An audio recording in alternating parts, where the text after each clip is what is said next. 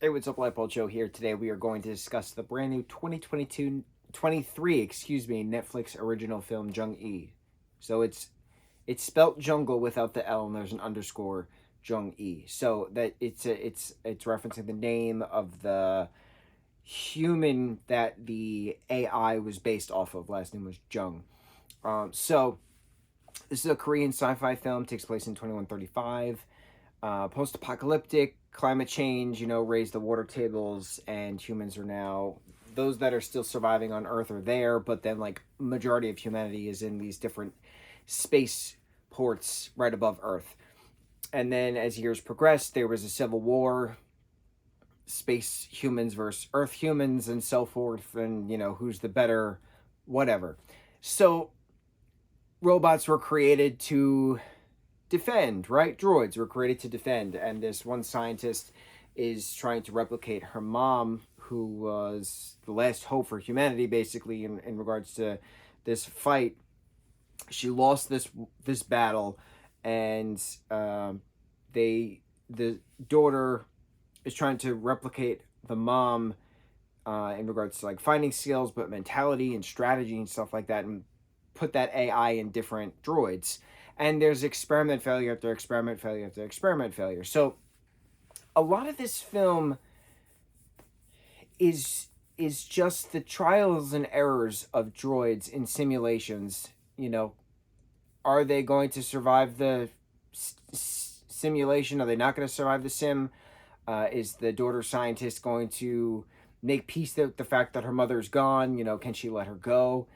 Stuff. But then like the war finally catches up to them, and there are battles, and the director is actually a droid himself, and things, right? But like, I don't know, it was only an hour and a half long, but it felt like it was 3 hours. It was so slow, and it's unfortunate because the set designs, the costuming, the props, the animatronics, everything was gorgeous, and it felt like a video game most of the time.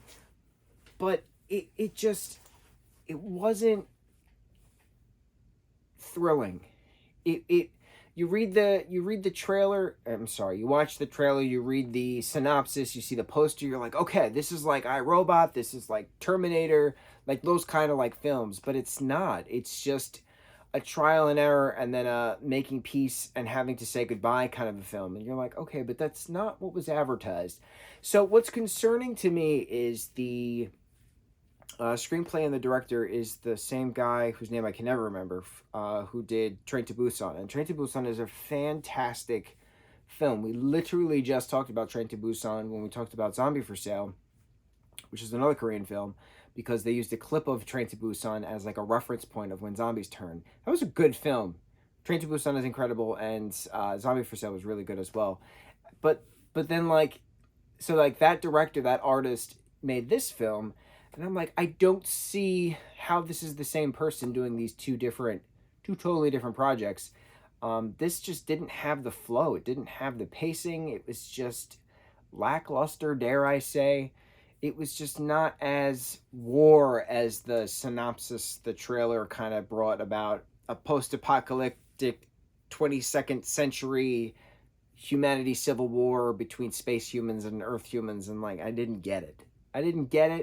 As in, I didn't get that feeling. I didn't get that genre throughout. It was just science-y trial and error and saying goodbye to the mom.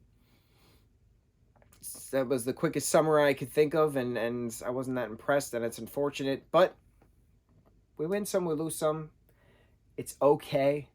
The sun will still rise tomorrow morning, and that's all that matters. Deep breath in and out. On to the next review. Mucho mahalo.